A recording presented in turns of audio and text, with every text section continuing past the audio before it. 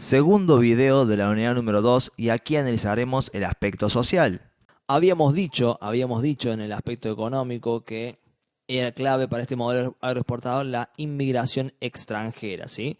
Muy bien, esa inmigración, dijimos que el Estado había hecho propaganda en Europa para captar a esos inmigrantes. Y uno dice, bueno, pero, a ver, ¿por qué? ¿Por qué se busca inmigrantes? Primero, para aumentar la mano de obra, tener más brazos de trabajo. Eso ya lo habíamos explicado en el modelo agroexportador aquí, ¿sí? Pero también tiene que ver con algo, una cuestión de pensamiento político de la época, por eso el color rojo, político, que es el tema de civilización y barbarie. Y aquí me voy a detener y voy a explicarlo muy bien esto, porque después lo vamos a tomar en cuenta nuevamente en lo político. Fíjense cómo los tres aspectos están relacionados entre sí. A ver, ¿qué es esto de civilización y barbarie? Otro pensador del periodo, muy importante, Domingo Faustino Sarmiento, decía, Sarmiento miraba el mundo, Sarmiento fue un tipo que viajó por Estados Unidos y viajó por Europa, y analizando el progreso que tenían estos países, dijo lo siguiente, a ver, el mundo puede ser pensado, perdón, las culturas del mundo pueden ser pensadas a partir de una posición entre los países civilizados y los países bárbaros, las regiones civilizadas y las regiones bárbaras. ¿Qué es civilización? Para Sarmiento. Para Sarmiento la civilización es el progreso, el desarrollo, la tecnología, la modernidad y el capitalismo que uno encontraba en ese periodo solamente en Estados Unidos y en Europa. Bueno, en algún punto también en Japón, pero Sarmiento no viajó a Japón, así que nunca lo tocó a ese ejemplo. Pero sí lo encontraba allí. Dice Sarmiento, esto es lo positivo, esto es lo bueno, este es nuestro norte a seguir, este es nuestro modelo, tenemos que ser como los países europeos o como Estados Unidos. Así tenemos que ser nosotros, con un desarrollo tecnológico, con un progreso, con el capitalismo. Y en cambio, decía Sarmiento, no tenemos que ser como ahora somos, que es decir, la barbarie. ¿Qué es la barbarie para Sarmiento? La barbarie es el atraso, es todo lo que sea local, lo que sea argentino, lo que sea americano, todo esto, dice, es la barbarie, lo atrasado, lo salvaje, lo despreciable, lo cuestionable. Sarmiento decía, la civilización es buena, el salvajismo es claramente malo. Y cuando decimos salvajismo y atraso, también estamos incluyendo a todo lo que sea local. Sarmiento despreciaba muchísimo, por ejemplo, a los indígenas y también a los gauchos. Para ellos, para Sarmiento decía, ellos eran parte de la barbarie, y no merecían formar parte de nuestra Argentina, porque la Argentina, decía Sarmiento, Argentina tiene que parecerse lo más posible a Europa o a Estados Unidos. Tenemos que despreciar nuestra cultura local, que es atrasada, que no sirve para nada, que no ha generado ningún tipo de desarrollo, y tenemos que parecernos a Europa y a Estados Unidos. Esto lo decía Sarmiento, y aunque Sarmiento era un pensador, hay que decir que estas ideas fueron unas ideas muy aceptadas en la época. Si no, fijémonos lo siguiente que decimos recién. Roca, que no era para nada un pensador, no era un pensador, más bien un ejecutor, Roca se inspiró bastante en estas ideas y por eso cuando procedió a aniquilar a los indígenas que estaban en esta región, no tuvo ningún tipo de problema porque él lo que estaba haciendo era básicamente cumplir, fíjense el clima de época, cumplir con esta idea. Cuando Roca procede en contra de los indígenas aquí, lo que hace básicamente es hace que la civilización pulverice, elimine la barbarie. Hay una serie de palabras de Sarmiento al respecto que decía no debemos ahorrar sangre de gaucho o de indígena porque los salvajes nunca van a entender, son unos brutos y no pueden comprender nada. Ojo, ya vamos a hablar más de Sarmiento en el eje político. Ahora quizá me fui un poquito mucho del tema, pero ya vamos a hablar más de ese aspecto. Pero esta manera de pensar, a mí, la verdad que si estuviéramos en clase ahora me encantaría ya mismo armar un debate. ¿Por qué? Porque esta manera de pensar sigue permeando, sigue influyendo en nuestra forma de vernos hoy en día. Hoy en día no hace falta explicar mucho cómo seguimos, bueno, algunas personas siguen pensando que todo lo que viene de Europa, Estados Unidos es correcto, es bueno, es positivo y tiene que ser copiado y que todo lo que hacemos nosotros en nuestro país es cuestionable, es atrasado, es salvaje, etcétera, etcétera. Bueno, me encantaría tener un debate con ustedes, que bueno, no lo podemos tener porque estamos en cuarentena, una macana, realmente. pero es un tema muy interesante. De hecho, me permito agregar una sola cuestión más a esto y ya avanzamos, que Sarmiento, aunque haya planteado estas ideas, que bueno, son discutibles, Sarmiento es una figura muy polémica y muy interesante de la historia argentina que tiene muchos claroscuros, ¿sí? Sarmiento también es aquel que desarrolló una vastísima, ¿sí? y muy importante política educativa que, bueno, ¿por qué quería tanto Sarmiento, insistía tanto con este asunto de hacer escuelas y educar a las personas? Bueno, justamente porque decía, nuestro país es un país de bárbaros, un país atrasado, si lo educamos no vamos a parecer más a la civilización. Hoy la educación está en otra situación, en un paradigma muy diferente, pero es interesante por lo menos rescatar ese entusiasmo y ese ahínco, ¿sí? Esa vehemencia, esa importancia que Sarmiento le daba a la educación. Sarmiento es una figura muy polémica, no quiero que piensen que es malo o bueno, porque bueno, ya les dije en el video anterior, en el de la unidad 1, que no hay ni buenos ni malos, hay ideas que uno a veces las comparte más, a veces las comparte menos, y esto, más que un video de YouTube, me gustaría que desatara entre ustedes un debate, un intercambio, no para que se peleen, sino para que vean que hay muchas maneras de ver la historia, ¿sí? Bien, continuemos. Esta inmigración europea, los gobernantes de este periodo, sí, los gobernantes de este periodo van a pretender, van a intentar de que los inmigrantes vengan de países como el Reino Unido, Inglaterra, Francia y Alemania, ¿sí? Países que eran en ese momento los más avanzados del mundo, junto con Estados Unidos, pero bueno, en Estados Unidos no hicieron propaganda, querían que vinieran de esos países europeos. Y a decir verdad, la oligarquía, los gobiernos de ese periodo van a encontrar, se van a llevar una gran decepción, sí, efectivamente, porque van a venir de España y de Italia, en su gran mayoría.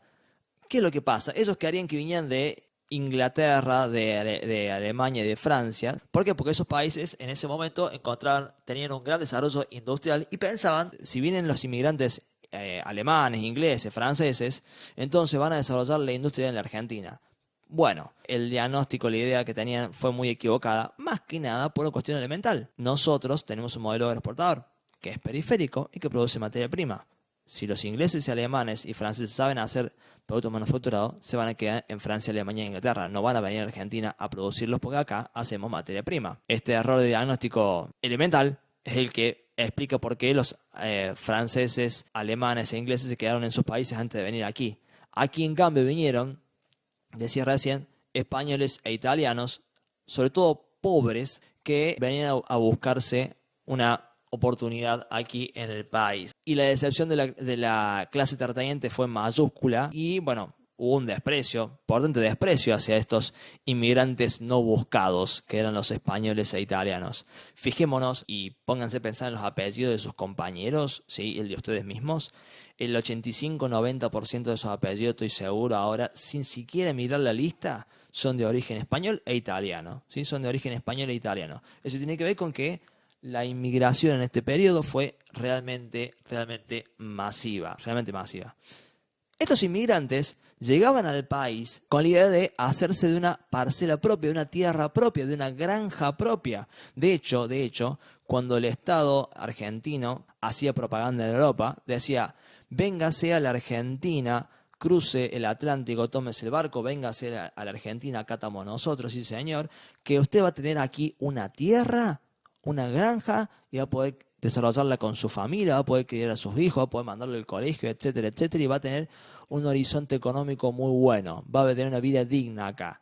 Bueno, bien, esto no pasó, esto no sucedió. ¿Por qué? Porque ellos venían con la promesa, con la idea, la ilusión de tener una parcela propia, pero no consiguieron tener la tierra, no la consiguieron porque esa tierra quedaba en manos de los grandes terratenientes, ¿sí? Habíamos dicho recién, en el tema de la expansión de la campaña del desierto, que estas tierras fueron repartidas a manos de estos grandes terratenientes, aquí retratados esta élite terrateniente, esta élite dirigente, que se quedó con todas las tierras y que además, explico esto aquí, estaba agrupada en esta importante entidad, la Sociedad Rural Argentina, que hasta el día de hoy existe y hasta el día de hoy sigue agrupando a estos grandes terratenientes que existen hasta el día de hoy y que hasta el día de hoy siguen siendo muy poderosos.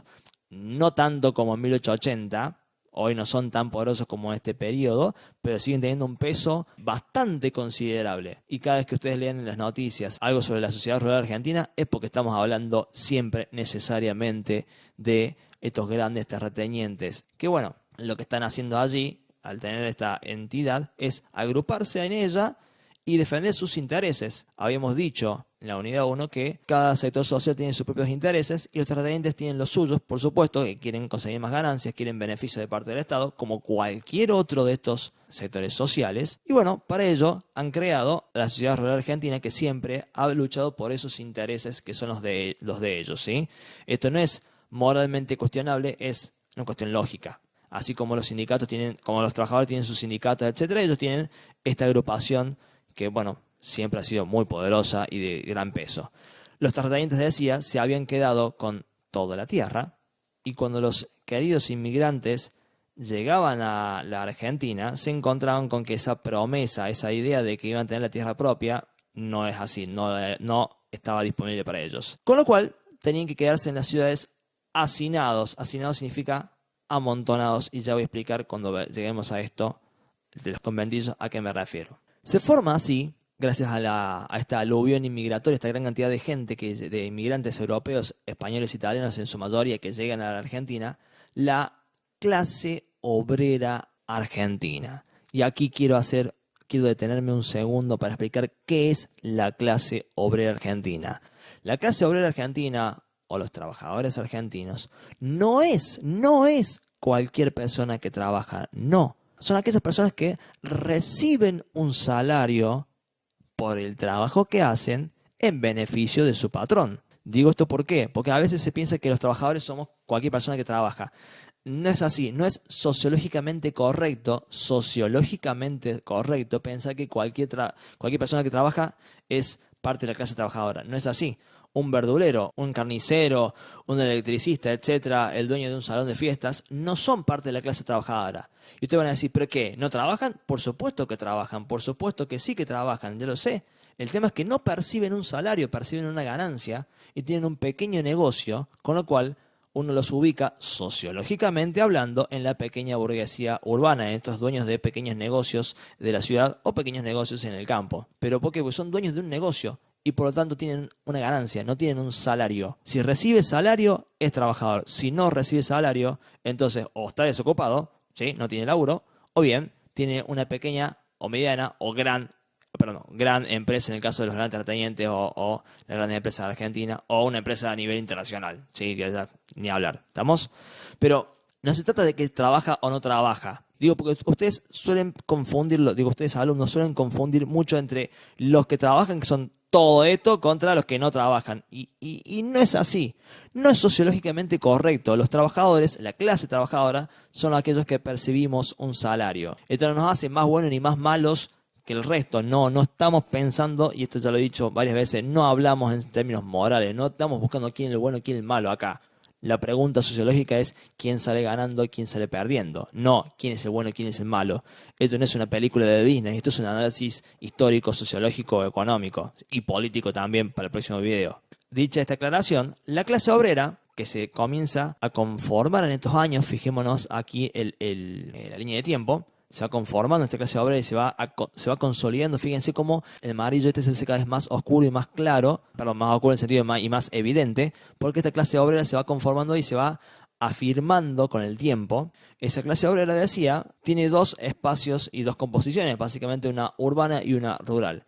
En la ciudad, la gran mayoría son inmigrantes. La gran mayoría, como decimos recién, son inmigrantes que se bajan de los barcos, no encuentran la tierra prometida, no encuentran la tierra con la cual se habían ilusionado y tienen que buscar un trabajo en la ciudad. Allí van a trabajar en el sector de la vestimenta, haciendo como zapateros, como tejedores, etcétera, en la construcción como albañiles, en el puerto como los estibadores. Estibadores son estos muchachos aquí que se dedican a cargar las bolsas de trigo y meterlas arriba de los barcos para poder exportarlas. Hace un trabajo bastante pesado, realmente ninguna de esas bolsas es liviana. Van a trabajar en los frigoríficos, faenando los animales, etcétera, y en pequeñas, insisto en pequeñas industrias. E insisto en esto de pequeñas porque no somos un país central, no somos el Reino Unido. Somos Argentina, con todo lo bueno y lo malo que tiene, eso tiene, pero que económicamente hablando, nosotros elaboramos sobre todo materia prima. Hay unas pequeñas e incipientes industrias. Estos obreros van a vivir sobre todo en conventillos. ¿Qué es un conventillo? ¿Qué es un conventillo? Un conventillo es esta propiedad, que es algo parecido, lo más parecido que tenemos hoy en día nosotros serían una pensión de muy mala calidad realmente. ¿Por qué?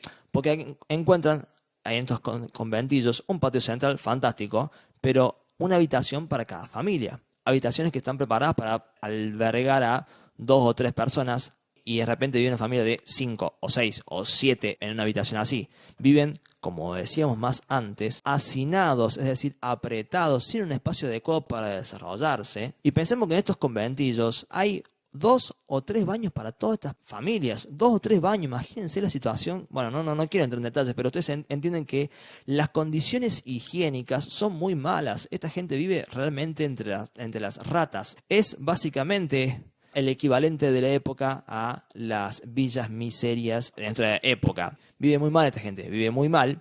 Y bueno, estos inmigrantes realmente se sienten muy tristes porque venían con una promesa que no fue cumplida y viven muy hacinados, muy complicados. De hecho, me voy un segundito por las ramas. Estos inmigrantes traen algunos instrumentos desde Europa, traen por ejemplo el bandoneón, y aquí nace, en estas barriadas porteñas de gente muy pobre, nace el tango. Y el tango, si uno escucha un poquito tango, se da cuenta que es muy triste, muy melancólico, con mucha carga emotiva, y tiene que ver con este sentimiento muy extendido entre los inmigrantes que han dejado su país, han dejado sus países de orígenes, se han venido aquí a la Argentina y les toca vivir en condiciones muy complicadas. Y ni hablar del trabajo que le toca desempeñar, porque todos estos trabajos se les paga muy poco y se les hace trabajar muchísimo. Se les hace trabajar muchísimo. Trabajan entre 10 y 15 horas por día. Por día. Esta gente no trabaja para vivir, vive para trabajar, lamentablemente. Y entonces, en estas situaciones tan complicadas, ganan muy poco y cuando, por ejemplo, les suben los alquileres, y aclaro esto de los alquileres porque esta gente no es dueña del conventillo, esto no es una casa propia para ellos, no señor, ellos alquilan la habitación que ocupan, al igual que la gente que vive en pensiones, y como tal tienen que pagar un alquiler que a veces sube, y cuando sube ese alquiler genera muchas complicaciones en el bolsillo de estos pobres inmigrantes. Así, por ejemplo, en 1907 una huelga de inquilinos de conventillos, la famosa huelga de inquilinos, en la cual todos los inquilinos, abrumados por la suba de los alquileres, como no podían pagar, hicieron una protesta masiva para pedir que bajaran los alquileres.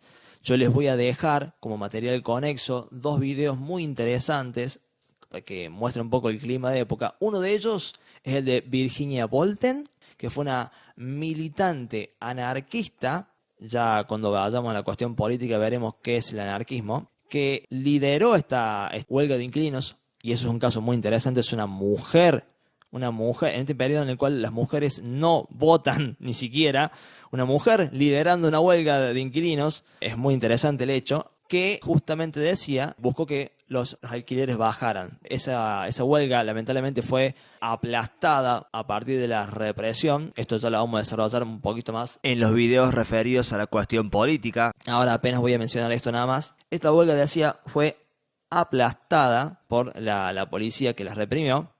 Y bueno, no consiguieron que bajaran los alquileres, pero generaron y mostraron un importante malestar de estas clases sociales más bajas, los trabajadores y los desocupados, que se quejaron porque básicamente no podían pagar estos alquileres.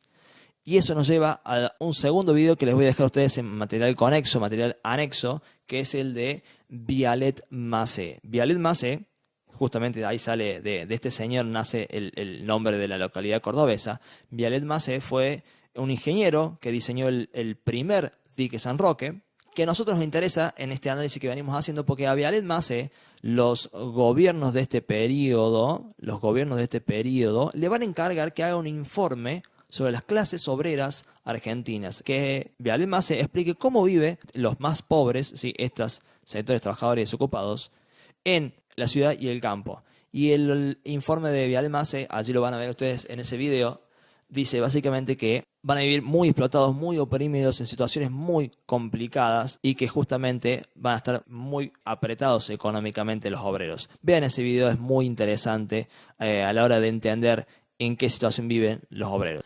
Por último, vamos a analizar ahora la cuestión de la clase obrera argentina rural, la que se encuentra en el campo. Si en la ciudad la gran mayoría son inmigrantes, en el campo la gran mayoría son criollos, es decir, nativos, nacidos aquí, argentinos. Pero estos argentinos realmente no la pasan mucho mejor que los inmigrantes. De hecho, no les podría decir quién está peor, si los inmigrantes en la ciudad o los nativos en el campo. No les podría decir quién está peor, porque, a ver, ¿qué les pasa a los criollos, a los nativos? Aquí se les paga sobre todo en especie. Sí, en especie, vamos a corregir aquí. ¿Qué significa especie? Significa que aquí en vez de pagarle solamente con el dinero tradicional, con los pesos argentinos, también le pagan con productos que van de diverso tipo, o bien hasta a veces con vales o moneda de los terratenientes. Voy a ser más preciso. Estos peones del campo, por ejemplo, su patrón, su empleador, el terrateniente que los emplea, que les paga para trabajar, les da también una casa dentro del campo para que ellos se queden a vivir allí y estén la mayor cantidad de tiempo posible trabajando, y cuando decimos mayor cantidad de tiempo decimos entre 10 y 15 horas, 16 horas a veces, trabajando a veces de sol a sol, en beneficio del patrón. Y esa casa la pone el patrón le dice al peón, muchachos, yo a ustedes les doy una casa, ¿sí? Eso es parte ya del salario. Con lo cual ya les bajo un poquito lo que les voy a pagar en plata. Y a veces el patrón ni siquiera les paga en plata, o sea, me refiero en dinero en efectivo tradicional, sino que les paga en vales. ¿Qué es esto de los vales? Voy a poner un ejemplo que pongo siempre todos los años y que va a ser muy útil. Imaginemos que yo Micael, soy el patrón. Bueno, muy bien.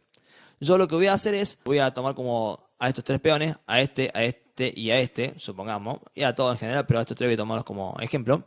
Les pago con unos vales que les voy a decir pesos Micael. Esos pesos Micael, ¿sí? En vez de pagarle con plata, le pago con pesos Micael. Esos pesos Micael ellos lo van a poder gastar en el almacén mío, en el almacén de Micael. No lo voy a atender yo porque si yo soy de esta clase social, ni siquiera me ensucio las manos teniendo un almacén. Olvídense, pagaré a un empleo más, no importa. Pero lo van a gastar en mi almacén. Allí van a poder comprar yerba, carne, van a poder comprar leche, etcétera, lo que les haga falta para vivir. Todo fantástico ahí. El tema es que esta gente, estos tres muchachos que a los cuales le pago con peso Micael, no pueden renunciar mañana a irse a trabajar a otro lado. No lo pueden hacer por la simple razón de que yo les he pagado con pesos Micael. Si ellos renuncian mañana, se quedan sin la casa que yo les di, fíjense, y también se quedan sin... A ver, los pesos Micael se los llevan en el bolsillo, pero ¿quién les va a recibir los pesos Micael? Si para el único lugar que los reciben es en el almacén de Micael, justamente.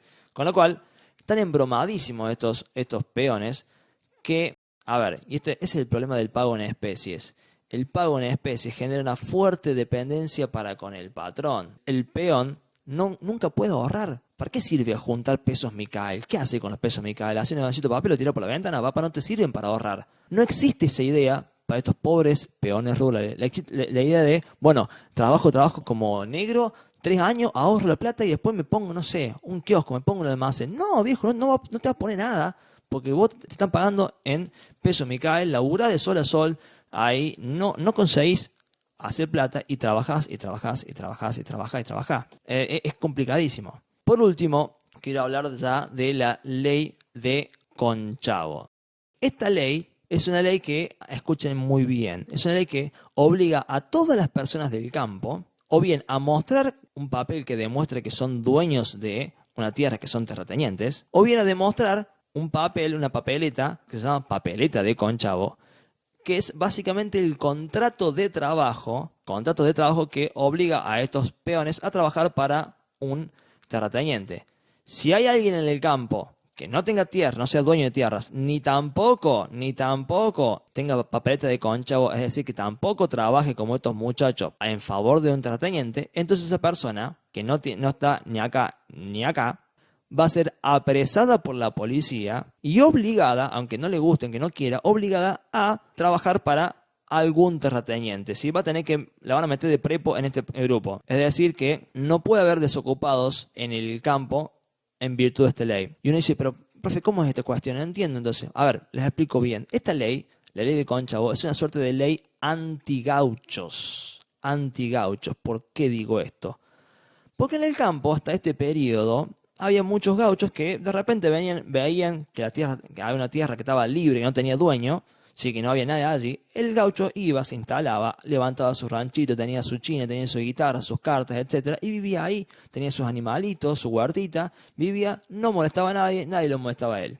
Bueno, el tema es que al gaucho como forma de vida libre en la cual yo tengo mi tierra, hago la mía, nadie me jode a mí. Bueno, esa forma de vida va a ser eliminada en este periodo de 1880 hasta de hecho ya 1910 ya no existe el gaucho como tipo social. ¿Por qué? ¿Qué es lo que lo elimina el gaucho? Es el modelo agroexportador, a partir de dos razones fundamentales. La primera es esta ley que decimos aquí. Esta ley dice, o sos dueño de una tierra o trabajás para el dueño de la tierra. Pero si no estás en ninguno de esos dos grupos, sos libre como el gaucho y la libertad no se permite. No, señor. Por la fuerza vas a tener que incorporarte acá a trabajar a beneficio de la clase terrateniente, ¿sí? La primera medida anti-gaucho es esa. Y la segunda es el alambrado.